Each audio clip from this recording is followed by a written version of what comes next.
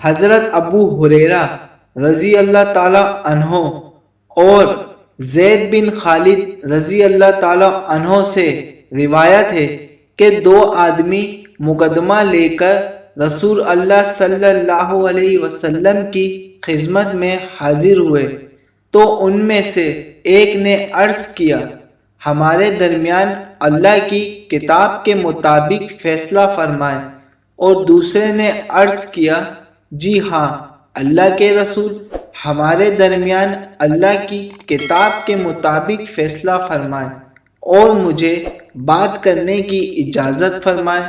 رسول اللہ صلی اللہ علیہ وسلم نے فرمایا، بات کرو۔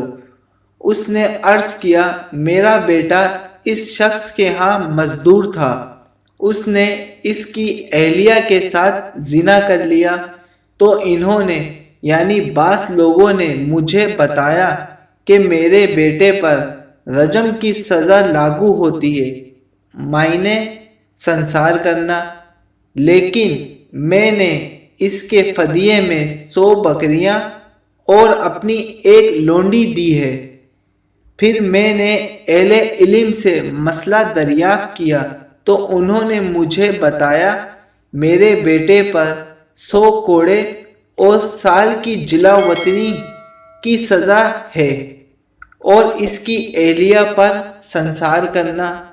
رسول اللہ صلی اللہ علیہ وسلم نے فرمایا، اس ذات کی قسم جس کے ہاتھ میں میری جان ہے، میں تمہارے درمیان اللہ کی کتاب کے مطابق فیصلہ کروں گا، اور رہی تمہاری بکریاں اور تمہاری لونڈی وہ تمہیں واپس مل جائیں گی، اور رہا تمہارا بیٹا تو اس پر 100 کوڑے اور سال کی جلا وطنی ہے۔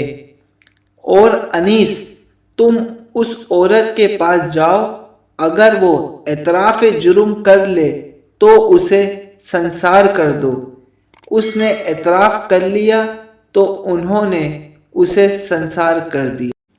اللہ تعالیٰ اس حدیث کو سمجھنے اور اس پر عمل کرنے کی توفیق عطا فرمائے۔